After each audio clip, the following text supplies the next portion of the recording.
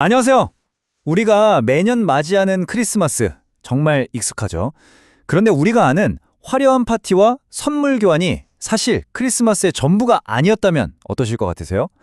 오늘은 바로 그 크리스마스 전통 뒤에 숨겨진 아주 놀랍고 급진적인 진짜 의미를 함께 파헤쳐 보려고 합니다. 여러분, 크리스마스 하면 뭐가 제일 먼저 떠오르세요? 아마 맛있는 음식, 칠면조구이나 달콤한 케이크 같은 풍성한 식탁이 생각나실 텐데요. 그런데 만약에 크리스마스의 원래 전통이 이런 잔치가 아니라 정반대인 금식이었다면 믿어지시나요? 네, 바로 이 믿기 힘든 반전에서 오늘 이야기가 시작됩니다. 자, 요즘 크리스마스를 기다리는 기간, 우리가 대림절이라고 부르는 이 시기는 어때요? 막 설레고 여기저기서 파티 열리고 분위기가 한껏 들뜨잖아요. 그런데 말이죠. 옛날에는 분위기가 180도 달랐다고 해요. 이 기간이 너무나 엄숙하고 경건해서 심지어 부활절 전에 있는 그 힘든 사순절에 빗대서 작은 사순절이라고 불렀을 정도라니까요. 상상이 잘 안 가시죠? 이 크리스마스 전 금식이라는 게 그냥 하루아침에 생긴 게 아니에요. 역사를 거슬러 올라다 보면 4세기, 지금의 프랑스랑 스페인 지역에서 처음 시작됐고요. 이게 점점 퍼져나가서 6세기가 되면 로마랑 비잔틴 제국, 그러니까 당시 기독교 세계의 중심부까지 확산된 거죠. 심지어 16세기 독일에서는요, 성 마르틴의 날부터 시작해서 크리스마스까지 무려 40일 동안이나 금식을 했다고 합니다. 지금 우리가 생각하는 사주간의 대림절과는 정말 차원이 다른 아주 진지하고 무거운 시간이었던 거예요. 아니 그럼 대체 금식이 얼마나 중요했길래 이랬을까요? 자, 이 숫자를 한번 보세요. 1년의 3분의 1. 이게 무슨 뜻이냐면요. 당시 초기 기독교인들은 우리가 방금 얘기한 대림절 금식, 그리고 사순절 금식에다가 매주 금요일마다 하는 금식까지 다 합치면 1년 중에 거의 3달 넘게 약 3분의 1을 굶으면서 보냈다는 계산이 나와요.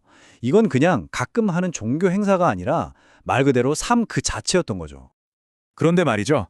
이렇게 엄격한 규칙이 있으면 꼭 그걸 피해가려는 사람들이 나타나잖아요. 시간이 흐르면서 이 금식의 본질은 점점 잊히고 형식만 남게 됐어요. 그러다 보니까 사람들이 아주 기상천외한 방법으로 규칙의 허점을 파고들기 시작합니다. 이게 또 아주 재밌어요. 자, 한번 보세요. 당시 규칙이 뭐였냐면 땅에 사는 동물 고기는 안 된다. 하지만 물에 사는 생선이나 조개는 괜찮다. 이거였어요. 그랬더니 사람들이 머리를 쓴 거죠. 비버는 물에서 사는데 꼬리도 물고기 지느러미처럼 생겼고 그럼 비버도 물고기 아니야? 이렇게 된 거예요. 그래서 금식 기간에 버젓이 비버 고기를 먹기 시작한 겁니다. 우와, 정말 대단하죠? 규칙은 지키는 척하면서 결국엔 고기를 먹은 거예요. 이야기는 여기서 끝이 아닙니다. 더 재미있는 건 바로 맥주예요. 당시 맥주는 액체로 된 빵이라고 해서 금식 기간에도 마실 수 있었거든요. 그런데 수도사들이 밥은 못 먹으니까 허기지잖아요. 그래서 뭘 했겠어요? 맥주를 엄청 마신 거죠. 근데 이거 어떤 결과를 낳았냐면 아이러니하게도 금식 기간에 수도원 맥주가 불티나게 팔리면서 수도원 재정이 오히려 더 튼튼해졌다는 겁니다.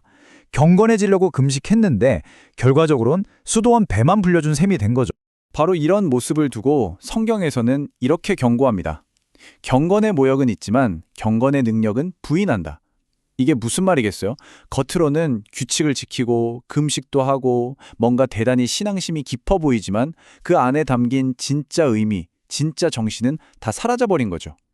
그야말로 껍데기만 남은 신앙이라고 할 수 있겠습니다. 자, 그럼 이런 껍데기뿐인 금식이 아니라 신이 진짜로 원했던 금식은 대체 어떤 모습이었을까요? 이제 여기서부터 이야기는 완전히 새로운 국면으로 접어듭니다.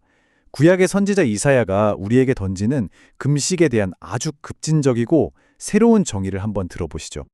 이사야서의 이 말씀이 핵심을 꿰뚫었습니다. 내가 선택한 금식은 이것이다. 부당하게 묶인 사슬을 끊어주고 굶주린 사람에게 네 양식을 나누어주고 떠도는 가난한 사람을 네 집에 맞아들이는 것. 들어보니까 어떠세요? 신이 원했던 금식은요, 내 배를 비우는 소극적인 행위가 아니었던 거예요. 오히려 적극적으로 세상의 불의를 끊어내고 내 것을 나누어 이웃을 돌보는 행동, 바로 그 자체였던 거죠. 여기서 금식이라고 번역된 원래 히브리어 단어 쪼메는요, 우리가 생각하는 것보다 훨씬 깊은 뜻이 담겨 있어요.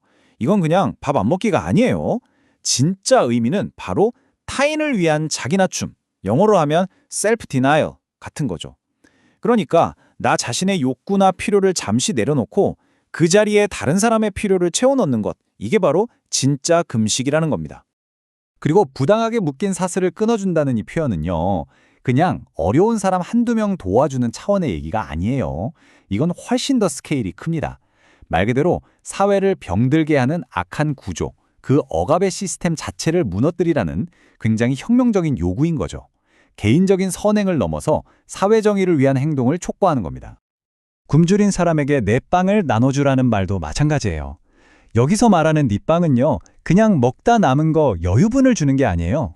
이건 문자 그대로 내 목숨줄, 나의 생계수단을 의미합니다. 그러니까 내 생존에 꼭 필요한 것까지도 떼어서 나누는 정말 희생적이고 진정한 나눔을 이야기하는 거죠. 자, 그럼 지금까지 이야기한 이 급진적인 나눔의 정신, 이게 우리가 아는 크리스마스의 아이콘, 산타클로스랑 도대체 무슨 상관이 있을까요? 지금부터는 이 위대한 나눔의 성인이었던 한 인물이 어떻게 오늘날 우리가 아는 선물을 주는 할아버지로 변하게 됐는지 그 놀라운 변신의 역사를 한번 추적해 보겠습니다. 산타클로스의 원래 모델은요, 4세기 지금의 튀르키예 지역에 살았던 성 니콜라스라는 주교였어요. 이분은 정말 가난한 사람들, 특히 아이들을 위해서 자기 재산을 아낌없이, 그것도 남몰래 나눠주던 분으로 유명했죠. 이분의 이야기가 네덜란드로 건너가서 신터클라스라는 전통이 됐고요. 그리고 이 전통이 네덜란드 이민자들을 따라서 미국으로 갔는데 거기서 거대한 상업주의와 만나면서 지금 우리가 아는 빨간 옷 입은 산타클로스가 탄생하게 된 겁니다. 바로 이 지점에서 크리스마스 정신의 엄청난 대역전이 일어납니다. 원래 성 니콜라스 이야기의 핵심은 뭐였죠? 바로 내가 다른 사람을 위한 산타가 되어주자 이거였어요. 내가 직접 나누고 베푸는 아주 능동적인 행동이었죠. 그런데 이게 어떻게 바뀌었나요? 산타 할아버지한테 선물을 받자 이렇게 완전히 수동적인 기대감으로 바뀌어 버린 겁니다. 주는 사람에서 받는 사람으로 초점이 완전히 뒤집힌 거죠. 그렇다면 이쯤에서 질문이 생기죠. 이 모든 걸 알게 된 우리가 오늘날 이 잊혀진 크리스마스의 진짜 정신을 어떻게 다시 살려낼 수 있을까요? 이 오래된 이야기가 지금 우리에게 주는 교훈은 무엇인지 한번 진지하게 생각해 볼 시간입니다. 진정한 금식을 오늘날에 실천한다는 건 이런 거 아닐까요?